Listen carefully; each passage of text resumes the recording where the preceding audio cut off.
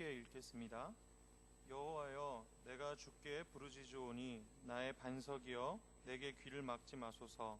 주께서 내게 잠잠하시면 내가 무덤에 내려가는 자와 같을까 하나이다. 내가 주의 지성소를 향하여 나의 손을 들고 주께 부르짖을 때에 나의 간구하는 소리를 들으소서. 악인과 악을 행하는 자들과 함께 나를 끌어내지 마옵소서. 그들은 그 이웃에게 화평을 말하나 그들의 마음에는 악독이 있나이다. 그들이 하는 일과 그들의 행위가 악한 대로 갚으시며 그들의 손이 지은 대로 그들에게 갚아 그 마땅히 받을 것으로 그들에게 갚으소서. 그들은 여호와께서 행하신 일과 손으로 지으신 것을 생각하지 아니하므로 여호와께서 그들을 파괴하고 건설하지 아니하시리로다. 여호와를 찬송하며 내 간구하는 소리를 들으심이로다. 여호와는 나의 힘과 나의 방패이시니 내 마음이 그를 의지하여 도움을 얻었도다. 그러므로 내 마음이 크게 기뻐하며 내 노래로 그를 찬송하리로다. 여호와는 그들의 힘이시요 그의 기름 부은 받은 자들의 구원의 요새이시로다. 주의 백성을 구원하시며 주의 산업에 복을 주시고 또 그들의 목자가 되시어 영원토록 그들을 인도하소서. 아멘. 오늘은 시편 28편 다윗의 시편 우리 같이 묵상해 보고자 합니다. 이 시편은 특이하게도 두 가지로 되어 있습니다. 하나는 하나님께 도움을 요청하는 절실한 기도가 1절에서부터 5절까지 그려져 있고, 그 하나님의 절실한 도우심을 얻어서 하나님의 구원의 은혜에 감사하고 찬송하는 내용이 6절부터 9절까지로 이렇게 되어 있습니다. 그런데 가만 보면 무엇을 위해 기도했는지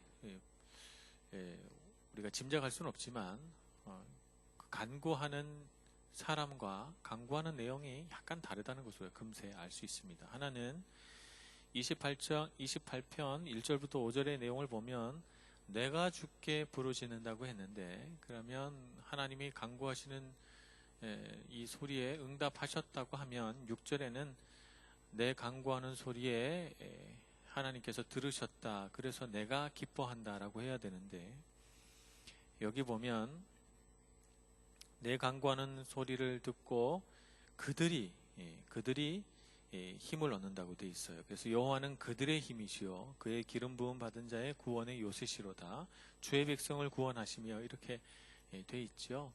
그래서 우리가 간구하는 사람은 나였지만 그 간구를 응답하셔서 혜택을 본 사람은 실제로는 나이기도 하지만 나를 비롯한 그 백성 모두, 하나님의 백성 모두를 가리킨다고 볼 수 있어요. 다윗이 왕이니까 우리가 생각해 보면 금세 당시에는 전쟁이 많았으니까 이 나라를 치려가는 그 외적들의 침입 앞에서 왕인 다윗이 하나님의 나를 구원하소서라고 부르짖고, 또 그 부르짖음에 따라서 정쟁에서 승리한 다음에 나머지 6절에서 9절까지 지어서 부르며 하나님은 나의 요새시고 산성이시기도 하지만 우리 백성들, 이스라엘 백성들의 요새시요 산성이시다라고 고백하면서 우리 모두의 하나님에 대하여 다시 찬송하게 되는 그런 내용으로 구성되어 있습니다.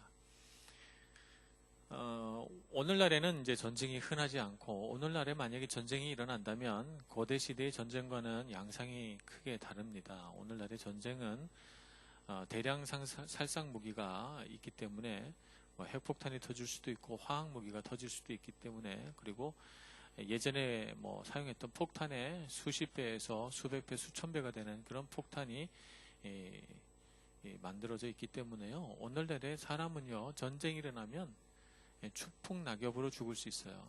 그래서 오늘날의 전쟁은 옛날과 좀 다르다. 그래서 그것을 세계 각국이 알고 있기 때문에 되도록이면 전쟁을 하지 않으려고 하는 그런 양상이죠. 대신에 강대국은 자신들의 힘을 제3세계에서 대리전쟁을 함으로써 시험하고 합니다. 그래서 상대방의 무기가 얼마나 센지, 나의 무기는 얼마나 센지, 이런 것들을 아프리카나 중동이나 제3세계 아시아 국가에서 사용해 보고 있죠. 그래서 사실 오늘 우리에게는 전쟁은 그렇게 피부에 와닿는 이야기는 아닙니다. 그러나 우리 삶에는 전쟁이 있어요. 우리 삶에는 또 다른 전쟁이 있습니다. 때로는 이 전쟁이 얼마나 치열한지 내가 죽느냐 사느냐의 싸움이기도 합니다. 우리는 이 전쟁의 결과에 따라서 내가 승리의 기쁨을 누리기도 하고, 때로는 이 전쟁의 결과를 받아들일 수밖에 없어서 아파하고 괴로워하면서 그 패배의 아픔에 몸부림치기도 합니다. 그렇기 때문에 우리가 싸우는 이 전쟁을 잘 봐야 됩니다. 우리가 싸우는 전쟁은 혈과 육의 싸움이 아니에요. 혈과 육의 싸움이 아니고 우리가 싸우는 이 싸움은 영적인 전쟁인 것을 우리가 잘 알아야 됩니다. 이 영적인 전쟁에서 우리가 어떻게 싸우느냐에 따라서 실제로 우리의 삶의 질이 달라지고 우리가 살아가는 이 세상의 삶의 어떤 목표가 달라지기 때문에 그렇습니다. 그래서 오늘은 우리가 실패를 어떻게 받아들일 것이냐, 실패를 통해서 어떻게 성장해 나갈 것이냐라고 하는 주제로 이 말씀을 대하면서 풀어가려고 합니다. 어떤 과학자가 아기들을 데리고 실험을 했습니다. 아기들에게 상자 하나를 줬습니다. 이 상자는 버튼을 밀면, 다 당기면이 아니고 보통 아이들은 이제 미는 힘이 잘 없고 주로 이렇게 잡아당기죠. 그러니까 밀면 상자 뚜껑이 딱 열리면서 거기서 아주 예쁜 곰인형이 탁 튀어나와서 노래를 부르는 그런 상자입니다. 1번 아기에게 이 상자를 줬습니다. 이 아기는 잡아당겼어요. 당연히. 근데 열리질 않아요. 너무 화가 나니까 여러 가지 시도해 보다가 상자를 주먹으로 막 쳤어요. 그런데도 상자가 열리지 않아요. 너무 세게 치니까 상자가 탁 굴러가 버렸어요. 그랬더니 이 아이는 그 상자를 물끄러미 보고는 다른 걸 가지고 놀기 시작합니다. 2번 아기에게 이 상자를 줬어요. 상자를 만지작거립니다. 이렇게도 보고 저렇게도 보고 요것도 만져보고 저것도 만져보고 아무리 해봐도 이 상자는 그냥 네모난 상자일 뿐 아무런 반응도 이 아이에게 주지 않아요. 그래서 이 아이는 이 상자를 가만히 바라봅니다. 화가 나서 째려봅니다. 그래도 이 상자는 가만히 있어요. 그러니까 상자를 옆으로 던져버립니다. 더 이상 상자를 열려고 하지 않아요. 3번 아기에게 이 상자를 줬습니다. 이 아이는 잡아당깁니다. 또 쳐봅니다. 또 여기저기를 만져봅니다. 밑에도 보고 옆에도 봅니다. 그러다가 어떻게 하다 보니까 밀게 됐어요. 그랬더니 상자 뚜껑이 탁 열리는 거예요. 정말 10분 만에 정말 끙끙대면서 했는데 상자가 탁 열리는 순간 곰인형이 튀어나오면서 막 아름다운 노래가 나와요. 너무 신기한 거예요, 이 아기가. 그래서 상자 뚜껑을 다시 덮었어요. 내가 어떻게 했지? 밀었죠. 밉니다. 탁 열리면서 또 노래를 해요. 너무 신나는 거예요. 그래서 이 행동을 계속 반복합니다. 10번이고 20번이고 계속 반복하면서 자기 성공의 기쁨에 취하죠. 4번 아기는 3번 아기의 성공을 지켜봅니다. 그리고 얼굴이 빨개지고 나는 할 수 없을 거라고 생각했는지 이 아기는 울기 시작합니다. 그리고는 아무것도 가지고 놀지 않고 계속해서 떼를 쓰기만 하죠. 실패를 대하는 사람들의 방식은 이 아기들과 비슷합니다. 1번 방식을 갖고 있는 사람은 자기가 할 수 있는 노력을 어느 정도 해본 다음에 포기합니다. 그 대신 난 다른 것을 할 거야 이렇게 생각을 하죠. 2번 아기처럼 하는 사람은 한 번 실패를 경험하면 금세 기가 꺾이고 사기가 저하가 돼서 수동적이 되고 무기력해집니다. 사실은 그 사람이 할 수 있는 충분한 노력을 하지 않았는데도 불구하고 나는 안 될 거야 라고 하는 마음을 갖고 있죠. 4번 아기와 같은 사람도 있습니다. 어떤 일을 시도해 보기도 전에 스트레스를 많이 받습니다.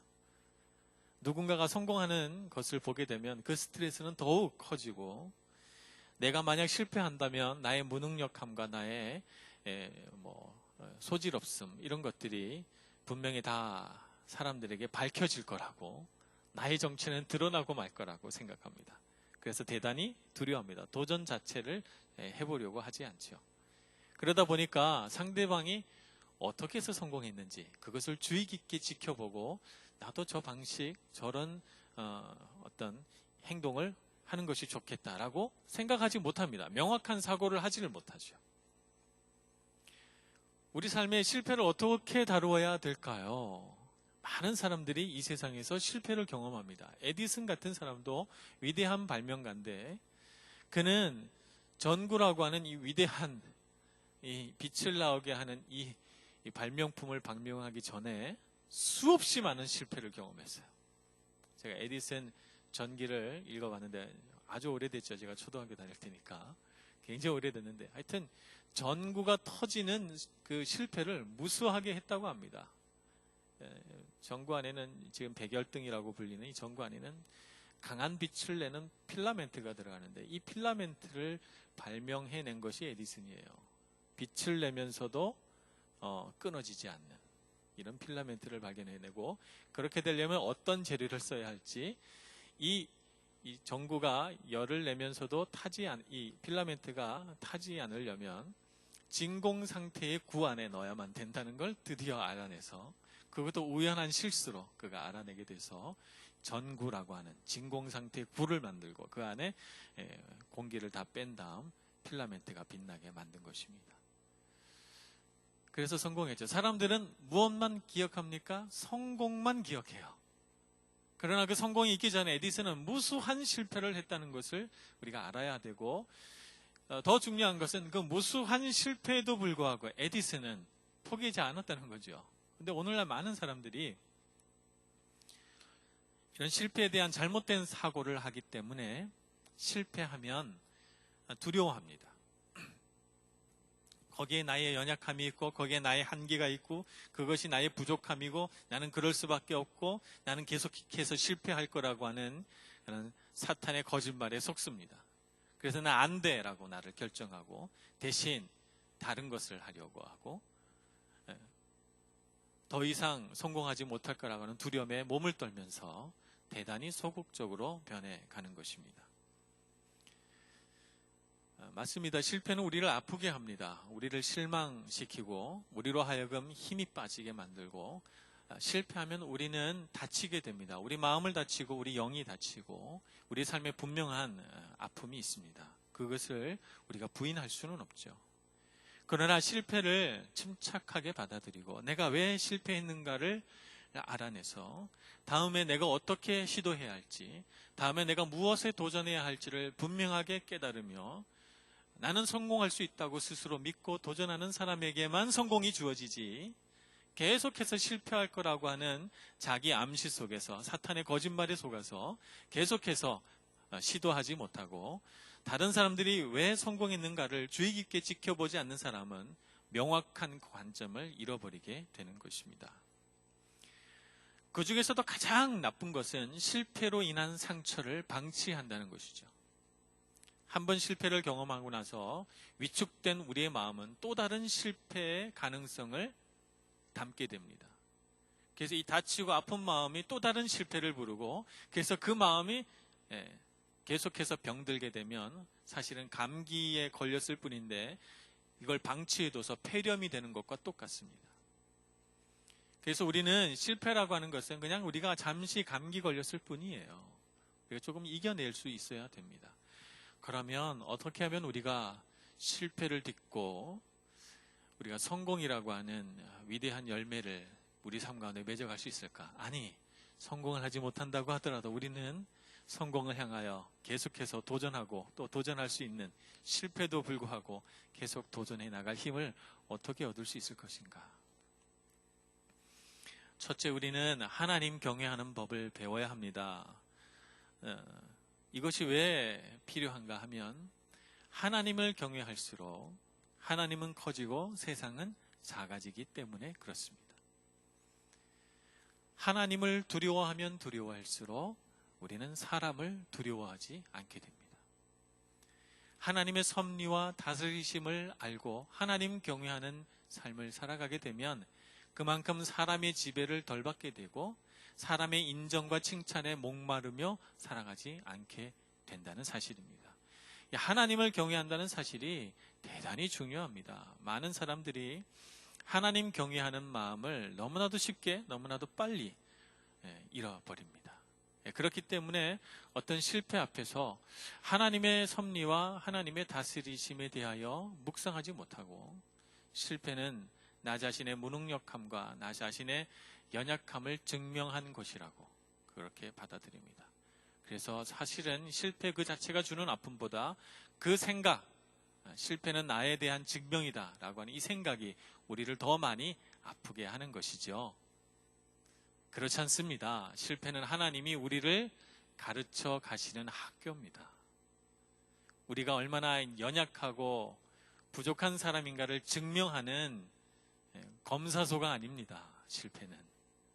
실패는 그것을 통해서 우리가 어떻게 자라나야 할지, 얼만큼 자라나야 할지 우리 성장점을 보여주는 곳이지 우리를 증명하는 곳이 아니라는 것을 알아야 하고, 그래서 우리는 더욱 힘을 내서 하나님을 경외해야 합니다. 하나님, 이것을 통해 제가 무엇을 배워야 합니까? 하나님, 이 문제와 이 실패 안에 담겨진 하나님의 뜻은 무엇입니까? 라고 질문해야 되는 것입니다. 그래야만 여러분, 그 실패 뒤에 숨겨진 하나님의 놀라운 섭리와 그분의 뜻을 우리가 분별해 낼 수가 있죠. 그러니 여러분, 실패하더라도 좌절하지 마시고 그 순간 무릎을 꿇으시기 바랍니다. 하나님 앞에 무릎을 꿇고 주님께 손을 높이 들고 실패를 주신 하나님께 찬송하며, 하나님, 이 순간 제가 무엇을 배워야 합니까? 내가 여기서 어떻게 해야 더 자라날 수 있습니까? 라고 주님께 여러분의 아픈 마음을 내어놓고 기도하시는 여러분들 되시길 바랍니다. 그러면 선하신 주님께서 우리에게 지혜 주시고 우리의 눈을 밝히셔서 내가 왜 실패했는지를 가르쳐 주시고, 또 어떻게 해야만 내가 자라날 수 있는지 그 방법의 비결을 가르쳐 주실 것입니다. 두 번째 우리가 기억해야 하는 것은 하나님 안에 있는 나의 가치를 기억해야 됩니다. 실패를 경험하게 되면요, 우리는 대단히 자존감이 낮아지게 되어 있습니다. 자신을 잃어버리게 돼요. 내가 가치 있는 사람이라는 사실에 타격을 받습니다. 그래서 내가 얼마나 유능하고 멋지고 모든 일들을 정말 잘 해낼 수 있는 사람인가에 대한 확신을 우리가 잃어버려요. 그래서 또 다시 실패하게 될까봐 대단히 두려워하고 위축된 마음을 갖게 되고, 나 자신의 가치에 대해서 나 스스로도 흔들리는 마음을 갖게 되는 것이죠. 그래서 그때 우리는 하나님 앞에 나가서 하나님 안에 있는 나는 얼마나 가치로운 존재인가를 다시 확인해야 됩니다. 하나님이 어떻게 나를 부르셨고, 하나님이 나를 얼마나 소중하게 여기시며 하나님께서 나를 얼만큼 사랑하시는지에 대하여 묵상할 수 있어야 합니다. 이것이 우리의 힘이죠.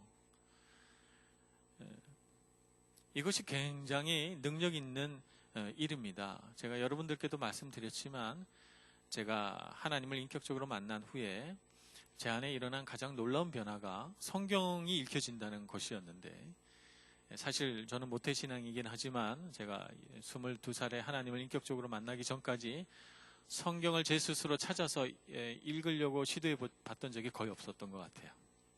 의식적으로, 그리고 대단히 즐거운 마음으로 정말 내 마음에 감동이 일어나서 성경책을 내 스스로 펼친 것이 아마 22살 때 처음이었던 것 같은데, 그때 성경이 읽혀지네 그러면서 성경 말씀을 읽어 내려가다가 로마서 8장 앞에서 제가 통곡을 하고 울었던 기억이 납니다. 이 세상의 어떤 것도 사망이나 생명이나 높음이나 깊음이나 이 세상의 권세자들이나 무엇도 하나님의 사랑에서 나를 끊을 수 없다. 주 예수 그리스도 안에 있는 하나님의 사랑에서 나를 끊을 수 없다 하는 말씀 앞에서 제가 통곡을 하고 울면서, 이것이 나의 가치구나.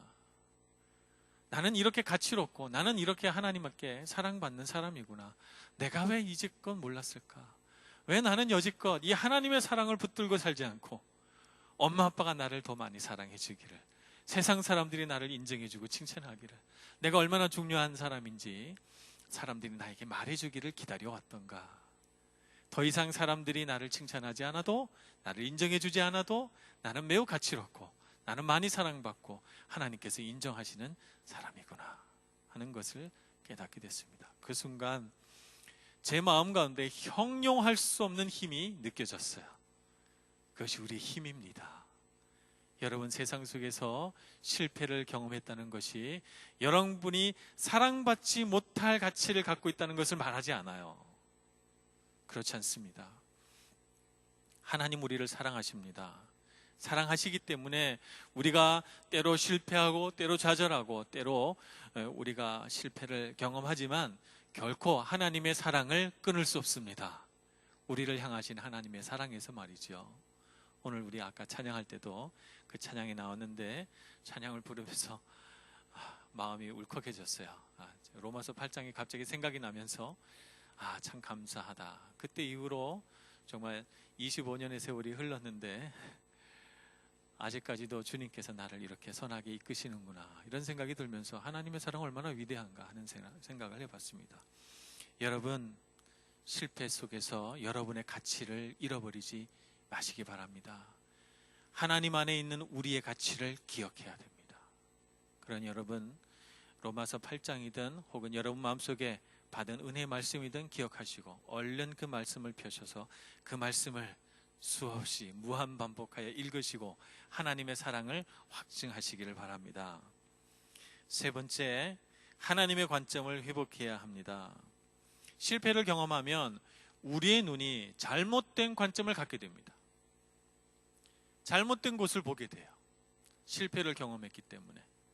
그래서 다른 사람은 정말 대단해 보이고요, 나는 너무 초라해 보이고, 관점이 바뀌어졌기 때문입니다. 그래서 성공한 사람은 어떻게 저렇게 됐을까 너무 부럽고, 나는 왜 이렇게 초라할까, 이제 저는 초라해 보이고, 그리고 나는 안 될 거라는 생각을 갖게 되고, 내 눈앞에 있는 내가 실패를 경험하기 전까지는 모든 일이 가능해 보였는데 실패를 경험하고 나니까 모든 일이 불가능해 보여요. 관점이 바뀌었기 때문이죠. 실패로 인해서 잘못된 관점이 우리의 시각에 들어옵니다. 이 관점을 수정하지 않으면 우리가 또 실패할 수밖에 없어요. 사실은 우리의 싸움은 관점을 바꾸고자 하는 싸움입니다. 사탄은 계속해서 우리의 관점을 어두운 곳으로 향하게 해서 우리의 관점이 흐려지고 시커멓고 어둑어둑하고 음침하고 음습한 곳을 향하게 해서 우리의 관점이 녹슬고 어두워지고 그렇게 되기를 바랍니다. 그러나 하나님의 관점은 그렇지 않습니다. 문제와 실패를 명확하게 볼 수 있도록 하나님께서 우리의 눈을 밝히시고 우리로 하여금 무엇을 배워야 할지, 어떻게 우리가 이 실패를 딛고 자라나야 할지를 우리에게 가르쳐 주시죠. 그래서 우리가 실패를 경험하게 될 때는 하나님, 나에게 관점을 회복시켜 주시옵소서, 이렇게 기도해야 됩니다. 근데 우리가 사실은 많은 부분 실패로 인해서 내 관점이 왜곡되고 내 관점이 삐뚤어졌다고 하는 것을 거의 의식하지 못해요. 왜냐하면 우리 안에는 자기중심적인 생각이 있기 때문에 내가 하는 생각과 내가 하는 판단은 대단히 합리적이고 옳다는 마음을 갖고 있거든요. 그래서 분명히 실패로 인해서 내 시각이 왜곡되고 잘못됐음에도 불구하고 내가 하는 생각이 대단히 합리적이고 맞다는 이런 생각을 갖게 되죠. 그렇지 않아요, 여러분. 그렇지 않습니다. 우리는 연약해서 늘 실패 속에서 관점이 왜곡됩니다. 관점이 삐뚤어집니다. 그래서 여러분, 사실 내 삶에 무슨 특별한 문제가 없어도 우리가 하나님 앞에 기도할 때는 하나님, 나의 관점이 바르게 해주옵소서, 이렇게 기도해야 됩니다. 하나님의 관점을 갖게 해주옵소서, 이렇게 기도해야 되고, 우리의 문제, 우리가 씨름하고 있는 여러 가지 우리의 무거운 인생의 짐을 하나님 앞에 던져놔야 돼요. 여러분, 안고 씨름하지 말고, 여러분, 안고 씨름하면 보이지가 않아요. 왜냐하면 내가 안고 있으니까. 여러분, 아무리 안고 이렇게 보세요, 보이나? 안 보이죠. 문제를 제대로 보려면 어떻게 해야 됩니까? 이 문제를 하나님 앞에 던져야 됩니다. 던져서 떨어져서 하나님의 관점으로 그 문제를 볼 수 있어야 제대로 판단할 수 있죠. 그러니 여러분, 문제를 안고 끙끙대며 씨름하지 마시길 바랍니다. 하나님 앞에 던져놓고 하나님은 어떻게 보십니까? 주는 어떻게 이 문제를 바라보십니까? 라고 질문하시길 바랍니다. 그러면 하나님께서 주의 관점을 우리에게 가르쳐 주시고, 나는 이 문제를 이렇게 풀고 싶구나, 이 문제는 이렇게 다루기를 원한다 라고 하나님께서 말씀하실 것입니다. 그러면 여러분, 그때 그 문제를 가슴에 안아도 괜찮습니다. 그때는 이미 그 문제는 하나님의 관점 안에서 작아질 대로 작아져서 이전에 내 어깨 위에 메고 가던 무거운 짐이 내 손으로 들고 갈 수 있는 가벼운 짐이 되어 있기 때문입니다. 그러니 여러분, 이 무거운 짐을 떨어뜨려 놓고 하나님의 관점으로 바라볼 수 있는 이런 영적인 여유를 여러분 회복하시기를 바랍니다. 특히 이곳에서 우리가 우리의 조력자, 우리의 동역자, 우리 신앙의 동반자를 찾기가 참 쉽지 않은데 이런 때일수록 여러분 더 많이 주님을 의지해야 됩니다. 주님을 의지하시고 주님 앞에 무릎 꿇으시고 내가 다 잘할 수 있어도 내가 무슨 일이든지 잘할 것 같아도 여러분 한 번 더 주님 앞에 무릎 꿇으시고 한 번 더 기도하셔서 하나님의 관점, 하나님 안에 있는 나의 가치, 하나님의 놀라운 능력을 체험하시는 여러분들 되시기를 축복합니다. 기도하겠습니다. 은혜가 많으신 하나님 아버지, 참으로 우리는 무지하고 연약합니다. 때로 우리가 견딜 수 없는 어려움 앞에 직면하게 됐을 때 주님 오셔서 우리에게 말씀하여 주시고 우리로 하여금 하나님이 보시는 눈과 하나님이 하시는 일과 하나님의 뜻과 계획을 분별할 줄 아는 영적인 분별력을 허락하여 주옵소서. 그래서 우리가 싸워나가는 이 싸움이 하나님의 선한 싸움이 되어 승리할 수밖에 없는 싸움 되게 하여 주옵소서. 예수님의 이름으로 기도합니다. 아멘.